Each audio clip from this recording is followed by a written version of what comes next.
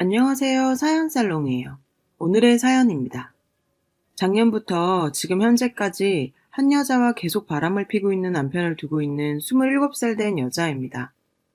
남편이 처음 바람핀 사실을 알았을 때는 임신 7개월 되었을 때였어요. 잦은 야근 출장, 하는 일이 대부분 현장 일에 야근이 많아 바쁜가 보다 했었는데 저도 눈치백단인지라 좀 수상해서 뒤를 캐보니 여자가 있더군요. 순간 꼭지가 돌아 따지고 물었더니 절 의부증 걸린 미친년으로 취급하면서 지랄 연병을 떨길래 그래 그럼 한번 두고 보자 하고 흥신소에 연락을 해서 사람을 붙이니 야근이라 집에 안 들어온 날은 그년이랑 같이 보냈더군요. 사진을 그 면상에 던지면서 어디 한 번 더 미친년 만들어 보라고 하니까 무릎 꿇고 빕디다.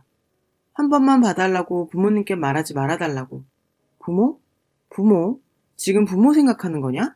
그래도 애도 생기고 했으니 그래 내가 병신같이 한 번이니 봐주마. 한 번 더 이런 일이 있을 시에는 정말 넌 인간도 아니다. 으름장 놓고 지켜보기로 했습니다.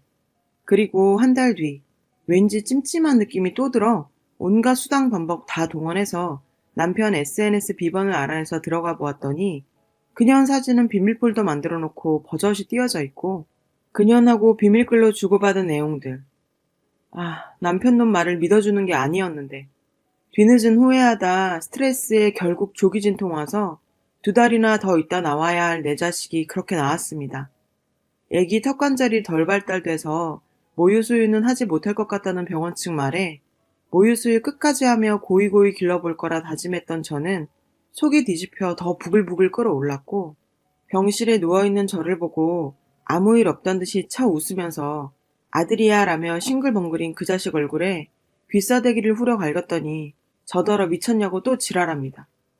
친정동생에게 연락해서 노트북 좀 가져오라고 하고 남편놈 눈앞에서 그놈 SNS에 들어가서 비밀폴더, 방명록, 다이어리 등등등 보여주니 또 봉조하면서 미안하다고 끝내려고 했는데 여자가 자꾸 들러붙으니 그럴 수가 없었다고 마지막으로 한 번 더 봐달라고 하대요. 병실에서 소리 지르며 울부짖는 내 소리에 아이를 보러 왔던 시댁 식구들이 놀라 들어와서 무슨 일이냐고 묻기에 시아버님, 어머님, 신우 앞에서 그간 있었던 일을 다 말해주며 이혼하겠다고 했습니다. 당연히 아이는 내가 키울 거고 친권 포기하고 양육비 위자료 다 청구할 거라고. 더러워서 더 이상 못 살겠다고 하니 시아버님이 무릎을 꿇으며 자기를 봐서라도 마지막으로 한 번만 봐달라고. 이제 막 태어난 아기를 봐서라도 애가 무슨 죄가 있냐고 그러면서 앞으로는 그런 일 없도록 당신이 단속하겠다고 며느리 앞에서 시부모님이 무릎 꿇고 손까지 싹싹 빌어가며 봐달라고 하니 매몰차게 싫다고 못했었네요.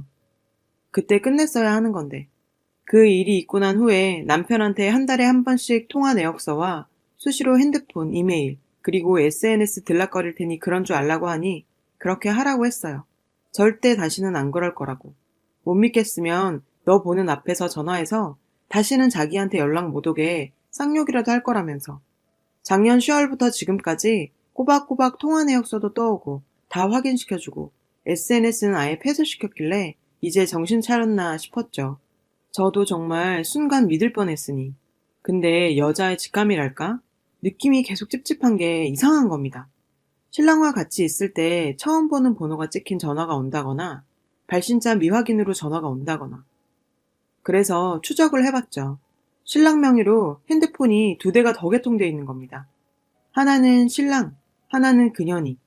그렇게 또 눈 가리고 아웅했던 거죠. 이제 이혼을 해야겠죠. 28일이 아이 돌잔치인데 돌잔치가 끝나고 제대로 터뜨릴 생각입니다. 이번엔 어떤 변명들로 연기를 해야 될지 기대도 되네요. 저와 비슷한 경험을 하신 여성분들은 어떻게 대처하셨나요? 사진들과 통화 내역서, 문자 내역성 같은 증거들로 소송하면 증거로 채택이 되나요? 이 병신 같은 인간이 이혼은 절대 안 하겠다고 나올 거 뻔한데 소송을 걸면 아이 양육권은 저에게 넘을 수는 있을까요? 시댁과 그 쓰레기 같은 놈한테는 내가 다 알고 있다는 티 전혀 내지 않고 일단은 친정 부모님께 증거자료들 다 내보이며 이혼하겠다고 하니 평생 마음고생하며 그 인간이랑 사느니 아이를 생각해서라도 이혼하라시네요. 개벌은 남 못 준다고. 그리고 내 아들이 뭘 보고 자라겠냐고 친정부모님과는 일단 이혼하는 쪽으로 매듭을 지었습니다. 우리 애기 돌잔치가 끝난 후 시댁으로 가서 증거 자료들 다 보여주며 이혼하겠다고 말할 작정입니다. 이 판국에 무슨 돌잔치냐 하시겠지만 아이한테 미안한 마음이 괜시리 커서 더 크게 해주고 싶다는 생각을 합니다. 괜히 제 마음이 그렇다는 거 알고 있습니다. 여튼 시부모님이 작년처럼 무릎을 꿇고 싹싹 빌어도 그 인간이 어떤 거짓말들로 연기를 해대도 이번에는 절대 제가 병신같이 합리화하며 굽히지 않을 생각입니다. 그리고 그년 흥신소에서 알아본 결과 현직 고등학교 영어교사라고 하네요. 선생이라는 년이 그러고 있으니 그년 밑에서 뭘 보고 배울까요? 유부남 꼬시기, 안 걸리기, 뻔뻔하기, 이딴 거? 교육청에도 전화를 걸어 물어봤더니 사진과 통화 내역, 문자 내역서를 동봉해서 신고하면 파직시킨다고 하네요. 28일 이후 교육청에 신고할 생각입니다. 그리고 그 학교 찾아가서 학생들 보는 앞에서 그 두 년놈들 모텔 들어가는 사진, 물고 빨고 하는 사진 냅다 뿌리고 올 생각입니다. 그 다음엔 그년 집으로 가서 조곤조곤 그 부모 면상에 사진 한 다발 뿌려주고 개망신을 줄 겁니다. 아들의 돌잔치를 마치고 시댁으로 가서 그동안 모아두었던 증거 사본이랑 불륜의 현장에 담긴 사진들을 펼쳐놓고 이혼하겠습니다 라고 했습니다. 기분 좋게 돌잔치 끝내고 와서 이게 무슨 날벼락이냐며 시모께서는 고래고래 소리를 지르시더라고요. 그래서 꼭 이혼을 해야겠냐고. 자기가 소리를 왜 지릅니까? 참, 그것도 어이없죠. 끝까지 빌어도 시원찮을 판에. 시댁은 어쩔 수 없이 시댁인 거죠. 괜히 시댁입니까?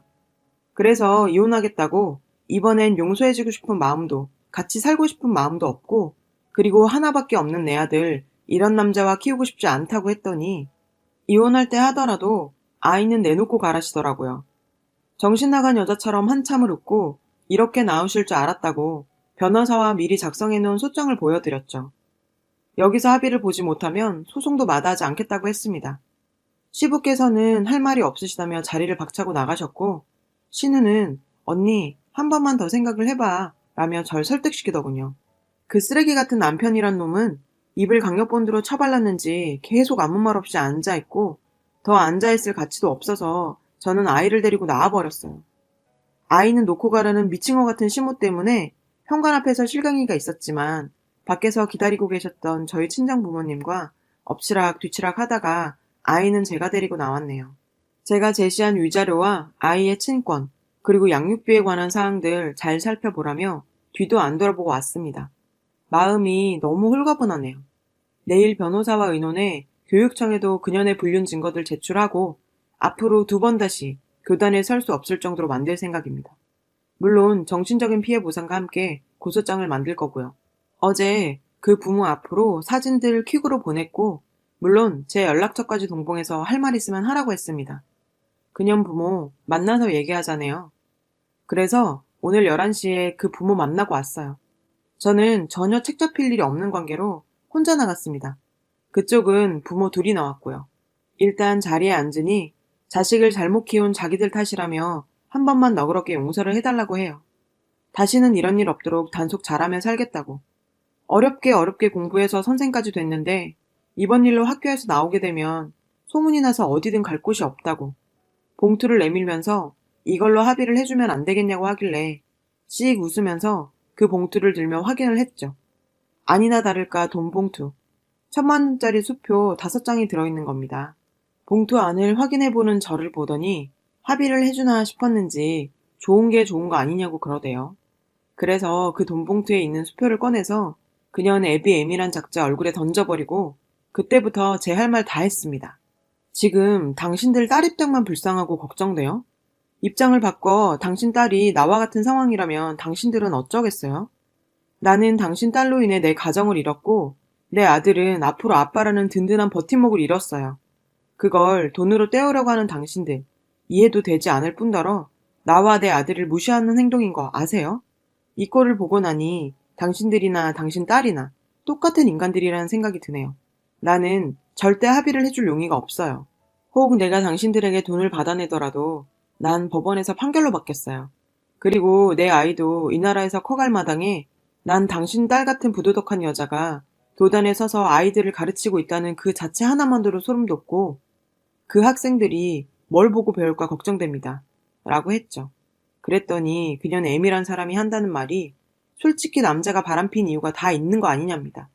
집에서 와이프가 어떤 행동을 했길래 남자가 밖으로 돌았겠느냐. 남편이 한눈을 판 이유는 당신에게도 있지 않느냐라고 하더라고요. 성추행 당한 여자한테 여자가 야하게 입고 다니니 남자들이 나쁜 맘을 먹는 거다. 라는 생각과 다를 바가 있나요? 그래서 조곤조곤 설명을 다 해줬죠. 내 결혼 생활 중 나는 내 가정을 위해 최선을 다했고 부족함이 없다고 생각한다. 다만 임신했을 때 부부관계를 멀리했더니 남편이 끓어오르는 욕망을 참지 못하고 당신 딸이라는 년과 붙어먹었다. 유부남인 줄 알면서도 선생이라는 년이 그렇게 생각이 없나. 당신처럼 생각하자면 옷 벗고 여자가 덤비는데 마다할 남자 있나? 고로 당신 딸은 그런 여자다. 라고 해줬더니 그년 M이란 년 바들바들 떨더군요. 그럼 저한테 좋은 소리 나올 줄 알았나 보죠? 앱이란 놈은 한마디도 지지 않고 흥분하지도 않고 처음부터 같은 톤으로 조곤조곤 얘기하는 절 보고 좀 놀란 눈치더군요. 이제 할 말 없느냐? 없으면 난 일어서겠다고 했더니 맞고소하겠답니다. 그래서 누구를 상대로 맞고소를 할 생각이냐고 했더니 그 쓰레기놈과 저를 상대로 고소를 하시겠답니다. 여기서 저 벙쪘네요. 그래서 하라고 했습니다. 솔직히 그 쓰레기 편 드는 것 같아 말 안 하려고 했는데 혼인빙자? 그건 애아빠가 유부남인 걸 속이고 접근했을 때 해당하는 거 아닌가요? 유부남인 거 알면서도 붙어먹었는데 무슨 혼인빙자예요. 그리고 처음에 당신 딸이랑 붙어먹었을 때 시아버님이 당신 딸 만날 얘기했어요. 만나지 말라고. 연락도 하지 말라고. 한 번 더 이런 일 생기면 가만히 있지 않겠다고. 그런데도 당신 딸이 안 떨어지고 붙어 있었던 거 아니에요? 모르셨어요? 그리고 날 상대로는 어떤 고소를 할 수 있을지 모르겠네요. 고소? 할 수 있으면 해봐요. 내가 당할 듯 싶어요? 하며 제가 소지하고 갔던 녹음기를 꺼냈죠. 나 지금 당신과 했던 얘기들 여기다 녹음해 놨어요. 조금의 반성은커녕 부모라는 인간들이 자기 자식만 걱정돼서 미안한 맘 한 톨 없이 돈 봉투만 꺼내들고 합의하자 달려들어서 나와 내 아들에게 모욕감을 주는 언행까지 일삼았죠. 나는 이것 또한 법원에 증거자료를 제출할 겁니다. 그리고 당신 딸? 용서해주고 싶은 마음 조금도 없어요. 당신들도 맞고서 준비 열심히 해보세요. 날 상대로 이길 수 있을지 의문이 들긴 하지만요. 하며 일어서는 순간 그년 부모 무릎 꿇고 제 다리 한 짝씩 잡고 안아주네요. 합의 보고 가라고 그 전엔 절대 못 간답니다. 그러길래 112에 신고했습니다. 자식 위안답시고 나왔는데 일은 더더욱 커져만 가고 처음엔 제가 부모한테 못할 짓을 하는 건가 싶다가도 그런 부모 행동을 보니 망연자실한 그 표정 너무 통쾌했어요. 그리고 쓰레기한테 자꾸 전화가 오네요. 어제 오늘 합쳐서 100통은 넘게 온 것 같아요. 그래서 쌍콤하게 핸드폰 번호를 바꿨어요. 합의점을 찾아볼 수 없는 인간들인지라 저는 소송을 최종 선택을 했고 오늘 그년 상대로 정신적인 피해 보상과 그 부모 상대로 명예훼손을 같이 적용해서 소장을 작성하고 왔습니다. 그리고 변호사님께서 학교에 찾아가 망신을 주는 거는 저에게 불리하게 작용될 거라면서 만류하셔서 그년 학교 찾아가 망신 주는 것은 아쉽지만 소송상한 방함에 하라고 합니다. 그 여자가 SNS로 쪽지가 왔네요. 만났으면 한다고. 자기도 할 말 많다며. 핸드폰 번호가 바뀌어서 연락할 방법이 쪽지밖에 없었다면서 왔길래 너랑은 할 말이 없다. 대화는 인간과 인간이 하는 거지 동물만도 못한 너란 인간하고는 할 말도 들을 말도 없다. 조만간 고소장 갈 테니 법원에서 보자 했습니다. 그랬더니 그년이 한다는 말. 얼마 전에 깨끗하게 끝냈다고 2번 다시 그런 일 없을 거라고 자기도 반성 많이 하고 있고 고소 취하해달라고. 아, 이 또라이 같은 애 머릿속엔 똥만 가득 차 있는 걸까요? 서방이라는 놈은 친정 식구들한테 돌아가며 전화질 해대고 친정아빠 근무하시는 곳으로 찾아가서 저 좀 설득시켜달라고 무릎 꿇고 생쇼를 벌였다네요. 저랑 아이가 없으면 못 산다고 죽을 것 같다고. 그래서 친정아빠가 그냥 죽으라고 했답니다. 역시 우리 아빠. 더는 너 같은 인간한테 귀하디 귀한 내 딸, 귀하디 귀한 내 손주 돌려보내는 일 없을 거라며 1년 동안 친정부모 걱정할까 말 못하고 혼자 속 끓인 내 딸 생각하면 당장이라도 너 죽이고 싶은 심정이라며 2번 다시는 보지 말자고 하셨다네요. 이번 일로 마음에 상처받으신 친정 엄마 아빠께 너무 죄송해집니다. 지금은 그 상간녀에 대해서 법원 출두 명령이 내려진 상태입니다. 현재까지 계속 그 상간녀와 부모라는 사람들에게서 계속 연락이 오고 있고, 심지어 지금 제가 거치하고 있는 친정까지 찾아오는 행동까지 서슴지 않고 있습니다. 그리고 남편은 합의 이혼을 해주겠다고 하네요. 어제 시아버님이 잠깐 만났으면 한다고 하셔서 시아버님을 만나고 왔네요. 1년 전 처음 사실을 알았을 때부터 지금까지 있었던 일에 대해 더하지도 빼지도 않고 제 생각과 입장을 다 말씀드렸더니 시아버님께서는 네 입장이 그렇게 확고하니 더 이상 잡지 못하겠다고 하시더군요. 그리고 우대독자인 아들에 대해서 말씀을 하시더라고요. 그래서 아이는 절대 보낼 수가 없다고 했습니다. 친권 양육권 소송까지 하고 있는 상태라 아버님이 그러시더군요. 아이에게 더 이상 상처를 주고 싶지 않다고. 그래서 아이의 친권과 양육권은 저에게 다 넘기겠다고. 그러니 한 달에 2번 내지 3번은 아이를 보고 싶다고 그러셨습니다. 그리고 저에게 미안한 마음 뿐이시라며 위자료는 신랑 명의로 된 부동산과 적금, 펀드 다 주신다네요. 그리고 아이 양육비로 한 달에 100만 원씩 받기로 했습니다. 그리고 남편 합의 이혼을 조건으로 하는 대신 재결합을 생각해보라고 하더군요. 서류 정리가 끝나고 1년이든 2년이든 자기 했던 모든 일에 대해 반성하며 저와 아이를 기다린다고 하더군요. 결혼 생활을 하면서 저에게 보냈던 모든 생활비와 더불어 아파트, 적금 통장, 펀드 다 제 명의로 옮겨놓겠다고. 그래서 남편에게도 확고하게 말했습니다. 내가 너에게 다시 돌아가는 일은 없을 것 같아. 우리의 결혼 생활 3년 중 2년은 정말 너로 인해서 행복했고 충분했어. 하지만 당신이 나에게 줬던 그 괴로운 1년이란 시간이 결혼 2년과 나의 소중한 시간마저 무색하게 만들었지. 바람 용서하기를 3번. 나도 버틸 만큼 버텼다고 생각해. 이제 당신이란 사람을 더는 믿지도 신뢰하지도 못하겠어. 내가 당신과 그 여자에게 받은 상처가 얼마나 오랜 시간이 흘러야 온전하게 치료가 될 수 있을지 모르겠지만 그 상처가 치료된다고 해도 당신한테 돌아갈 일은 없을 것 같아. 그리고 이렇게 합의 이혼해줘서 고마워. 아이를 가운데 두고 어디까지 서로가 헐뜯고 싸워야 할까. 그간 속으로 많이 아팠어. 하지만 당신이 이렇게 아이와 나를 위해 배려해주니 고맙게 생각해. 그리고 나니 남편이 위자료와 양육비, 친권 포기에 관한 각서를 써줬고 각서를 공증받아 놨네요. 사람이란 게 갑자기 마음이 바뀔 수 있으니까요. 남편과 법원도 다녀왔습니다. 판사님이 이혼을 법적으로 확인시켜주는 순간 이런저런 추억들과 그동안 제가 속끓였던 일들이 필름 지나가듯 지나가더군요. 법원을 나서면서 마지막으로 한 번만 안아봐도 되겠냐고 하는 남편에게 저는 손을 저었어요. 남편은 눈물을 흘리더라고요. 이제 각자 갈 길 가자고 아랬습니다. 남편과 저 그리고 아이가 살았던 아파트 전세로 내놓고 일단 제가 직장을 다니고 있기 때문에 어느 정도 아이가 클 때까지는 친정 부모님과 함께 생활하기로 했습니다. 혹여나 아이가 아프기라도 하면 일하는 사람이 어떻게 아이까지 보겠냐며 친정 부모님이 제안하시더라고요. 많이 죄송스러웠지만 그러기로 했죠. 그 상간녀와의 재판 날짜도 정해졌네요. 그 부모에게까지 명예훼손으로 고소를 하려고 했지만 저도 자식이 있는 부모 입장인지라 곰곰이 생각한 결과 그 여자의 부모까지 걸고 넘어지는 것까지는 참아 할 수가 없더라고요. 그 여자의 엄마라는 사람의 하는 말이 어이없고 괘씸했지만 참기로 했습니다. 모든 증거자료와 사진 등등 교육청에 제출했고 교육청에서는 법원의 판결이 나오면 파직시킨다고 하네요.